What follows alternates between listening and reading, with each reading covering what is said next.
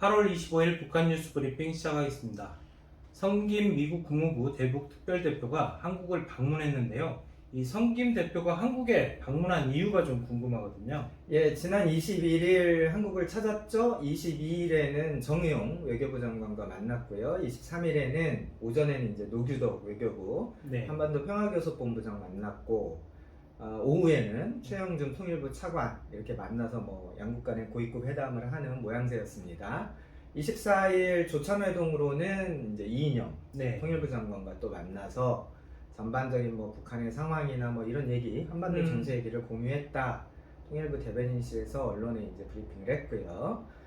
사실 북한이 김여정을 앞세워서 네. 한미 연합훈련에 대해서 또 한마디 확 했죠. 그렇죠. 이후에 이제 우리 정부와 여권에서 한미 연합훈련과 관련해서 조금 소음이 노이즈가 좀 있었어요. 네. 부정적인 뉘앙스가 나오니까 겸사겸사 이것도 좀 진화하고 또 하고 싶은 말도 좀 하고 이런 목적으로 방한했다 볼 수 있겠습니다. 네, 성김 대표가 북한에 조건 없이 대화에 좀 응해라 이렇게 계속 촉구를 했어요. 예, 그 성김 대표가 전에도 말씀드렸던 것 같은데 참 쌀쌀맞고 냉정한 외교관이에요. 그래서 언론에도 좀 잘 나오지 않는 분인데 네. 이번에는 KBS랑 인터뷰도 하면서 미국 지급장을 좀 얘기를 했네요. 네. 그런데 말은 또 깠습니다. 과거와 미국은 북한에 적대적 의도가 없다. 뭐든지 대화가 가능하다. 조건 달지 말고 대화에 나와라. 네네. 또 이런 질문도 있었죠. 예전에 이제 트럼프 대통령 시절에는 네. 정상 간 친서 교환도 하고, 네, 물론 그렇죠. 처음 시작할 때는 미친 늙은이, 미친 어쩌고 저쩌고 막 막말을 하다가 친서 교환도 하고 좋아한다 이런 가능성을 네. 바이든 대통령도 할 수 있겠냐 이런 걸 이제 물었더니 즉답은 좀 피하면서 네. 그러면서 또 거절을 하지 않았네요. 네. 미국은 유연하고 열린 마음으로 북한을 상대하려고 한다. 이런 두루뭉술한 내용도 이제 성김 대표가 인터뷰에서 얘기를 했고요. 네. 언제 어디서나 전제 조건 없이 북한과 만나겠다. 이것이 이제 성김 대표 입에서 나오는 반복되는 말이에요. 네네. 뒤집어서 생각하면 대화 자체에 대해서 우리는 언제든지 나갈 수는 있긴 하지만 대화한다는 이유만으로도 북한에 뭔가 대가를 주거나 선물은 주지 않는다. 이것도 역시 고수되고 있는 미국의 입장입니다. 네, 이 성김 대표가 한국 정부와 대북 인도적 협력 방안에 대해서도 논의하겠다 이런 얘기를 했었는데 어떤 내용들 논의가 된 건가요? 실속이 얼마나 있는지는 저도 잘 모르겠습니다. 네. 그런데 23일 노규덕 본부장과 만난 자리에서는 북한의 보건 상황, 네. 지금 코로나19 이런 방역 관련한 문제, 그렇죠. 또 북한 내부의 식수, 위생 이런 분야. 그러니까 보통 우리 정부만 네네. 대북 인도적 협력 분야다 이렇게 얘기하는 네네. 이런 주제에 대해서 성김 대표가 들었다는 거예요. 노규덕 본부장이 하는 얘기를 그러면서 또 국제기구, 비정부기구를 통해서 북한에 이런 것들 좀 지원하는 방안도 생각해 볼 수 있다는 점을 또 들었다는 겁니다. 이인영 통일부 장관과 만난 24일 조천 회동에서도 이 장관이 인도적 지원 문제에 대한 의견을 좀 꺼냈던 것 같은데요. 이런 말이 언론을 통해서 이제 흘러나온다고 해서 양자 간에 실속 있는 대화의 진전이 있었다 이렇게 보기는 어렵습니다. 문제는 현재 지금 북한의 상황, 그러니까 북한이 지금 인도적 지원이 필요한 상황이냐. 두 번째, 인도적 지원을 한다고 하면 북한이 과연 받을 거냐. 이런 근본적인 문제에 대해서는 한미가 합의점을 찾기가 좀 어려워 보입니다. 왜냐하면 이런 인도적 지원 문제가 정부나 여당 쪽에서 계속 흘러나오고 있는데 사실은 북한 내부의 사실관계 확인 이런 팩트체크가 좀 빈약해요. 그러니까 북한이 지금 과연 내부적으로 몹시 어려운 상황이냐 이렇게 볼 증거도 마땅치 않고요. 인도적 지원을 준다면 북한이 과연 받을 거냐, 또 뭘 주면 받을 거냐 이런 점에 대해서도 우리 정부가 구체적인 해명을 내놓기가 어렵기 때문에 과거 관행처럼 태풍이 오면 북한이 또 어려워질 거고 수해나면 수해나는데 우리가 좀 도와주면 냉큼 와서 받지 않을까?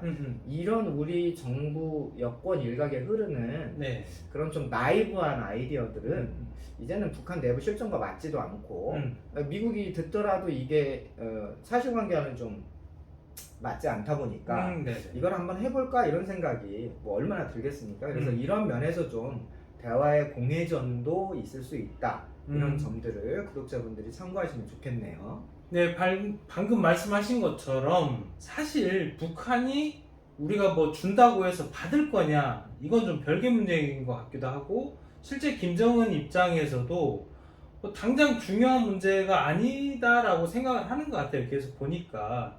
그리고 이제 뭐 북한이 남한에 대해서도 별로 관심도 없는 것 같고 여기에 대해서는 어떻게 보시나요? 그렇죠. 사실상 그동안 우리 정부 당국자들이 북한 상황에 대해서 정확하게 국민들에게 설명한 것도 별로 없습니다. 코로나 때문에 중국과 무역을 못하니까 좀 어렵지 않을까? 수해 피해가 생기면 또 어렵지 않을까? 비료가 부족하겠네. 이게 계속 네. 좀 심하게 말하면 정부 당국자들의 뇌피셜이고 여권발 아주 순진한 발상이다 이 말씀이에요. 네. 역지사지로 놓고 보면 그러면 네네. 김정은의 환심을 사서 김정은의 네. 마음을 움직여서 뭔가 좀 해본다 이런 측면만 놓고 보더라도 네. 이런 식의 인도적 인도주의 이런 얘기가 네. 사실 김정은 입장에서는 곱게 들리는 이야기가 아닙니다. 왜냐하면 조금만 뭔가 어려운 일이 생길 때마다 네. 한국에 손을 내미는 지도자 이게 자기의 권위에 도움이 될까요? 북한 내부에서 간부들과 그 일반 주민들에게 네. 왜 도움이 되느냐? 뭔가 일만 생기면 넙사 한국 만나서 한국에서 뭔가 얻어오고 이런 것들은 뭐 최고 지도자 수령의 권위와는 전혀 상관없는 문제거든요. 김정은 자신이 이런 것들 좋아하지 않습니다. 그래서 북한을 자꾸 인도적 지원이 필요한 국가처럼 몰아가는 거는 네네. 김정은도 별로 기분 좋아할 일은 아니라는 거죠. 네. 김정은이 공식적으로 내걸고 있는 기치가 뭡니까? 지금 자강이에요. 네네. 우리 스스로 우리 힘으로 살자, 힘을 키우자 뭐 이런 거다. 그래서 간부들한테도 수입병 없애라. 뭔가 맨날 사다가 뭐 만들고 이러지 말고 네네. 우리 스스로 만들고 생산도 늘리고 다 우리가 해보자라는 어떤 강한 지도자의 이미지를 형성하려고 노력을 하고 있는데 네네. 옆에서 김정은과 대화하고 싶다는 우리 정부는 맨날 저기 인도적 지원이 필요해요. 저기 뭔가 문제 있을걸요. 이런 말을 한다는 것 자체도 네네. 어느 한 결에서 보면 남북관계 개선에 그렇게 유익한 카드는 아니다. 이런 생각을 좀 해볼 때가 됐습니다.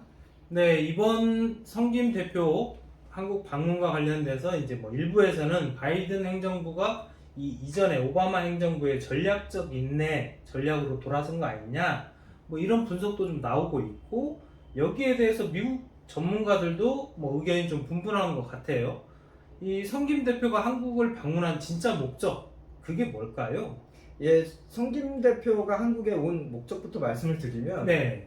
이쯤 되면 한번 올 때가 돼서 온 겁니다. 네. 성김 대표의 미션이 뭐예요? 네. 북한을 만나는 거잖아요. 네네. 근데 그렇죠. 북한이 이제 만나주지 않는 거, 북한하고 만날 수 없는 이런 상황입니다. 그러니까 뭐 한국, 일본 이렇게 동맹국들 만나서 네. 때때로 뭐 정세 인식이나 네네네. 최근 상황에 대해서 의견 조율하는 거 이거 공무원들이 그냥 때 되면 해야 되는 그런 일입니다. 한편 김여정이 이제 한미연합훈련에 대해서 한마디 했고 네. 한국 정부와 여당에서 한미연합훈련에 대해서 뭔가 좀 왈가왈부 노이즈가 나오니까 뭐 심지어는 북한에게 훈련 전에 익스큐즈를 받아야 되는 거 아니냐 이런 좀 과격한 주장도 있었어요. 네. 그런 걸 좀 진화하려는 측면에서 성김 대표가 방한한 이유도 있을 것 같고요. 네. 먼저 질문하셨던 바이든 행정부가 과연 오바마 행정부처럼 할 거냐? 오바마 행정부 시절에 이제 대북 정책을 전략적 인내 뭐 이런 표현을 쓰고 있습니다. 그래서 미국 정가에서도 뭐 오바마 정부를 지지하는 사람들은 그건 괜찮은 거였다 이제 이런 식으로 옹호를 하고 오바마 정부를 좀 비판하는 쪽은 전략적 인내 한 것도 없잖아 이런 식으로 좀 까칠하게 나오는 게 있어요. 그래서 이제 그분들끼리도 논란이 좀 있는 건데 이제 한 가지 우리가 기억해야 될 게 오바마 정부가 전략적 인내 선택했을 때가 그러니까 오바마 정부 출범이 2009년이에요. 네, 2009년으로 시계를 돌아가 보면 2009년이면 북한의 변동성과 불확실성이 가장 높았던 시절 중에 하나입니다. 화폐 개혁 실패로 경제가 뭐 아수라장 상황이었고요. 그렇죠. 김정일 쓰러졌다가 쩔뚝쩔뚝 중국 다닐 때잖아요. 아주 새파랗게 어린 김정은이 후계자라고 등장을 하고 당시에는 북한의 미래를 점치는데 변동성이 매우 컸던 시절입니다. 워싱턴에서는 북한이 3대 세습하면 곧 망할 거다. 그러니까 2012년 초까지만 해도 뉴욕타임즈에 김정은 체제는 곧 6개월 안에 망한다 이런 칼럼이 실렸단 말이에요. 그러니까 좀 북한을 두고 보자. 밖에서 좀 북한을 어떻게 하기 전에 네네. 북한 안에서 뭔가 이렇게 되지 않을까? 가만둬도 체제가 바뀌지 않을까? 혹은 네. 가만두면 자기들의 에너지로 뭔가 변화가 뭐 생기지 않을까? 당시에 또 미국이 급한 건 중동 문제였기 때문에 북한은 좀 두고 보자 이러면서 전략적 인내라는 내러티브가 쭉 10년 동안 오게 되는데요. 사실 지금은 좀 네. 다릅니다. 뭐 같은 정권이 네네. 민주당 정권이긴 하지만 지금은 좀 미국의 그 세계 전략이 바뀌고 있다 이런 얘기를 전문가분들이 많이 하시고 계시잖아요. 네네. 그렇죠. 일례로 이제 굉장히 가슴 아픈 뉴스를 우리가 매일 접하고 있는데 네. 그렇죠. 아프가니스탄에서 미군이 철수를 했습니다. 네. 그럼 그 병력과 군사력이 과연 어디로 가나요? 오. 미국으로 돌아가서 뭐 전기차 만들고 네.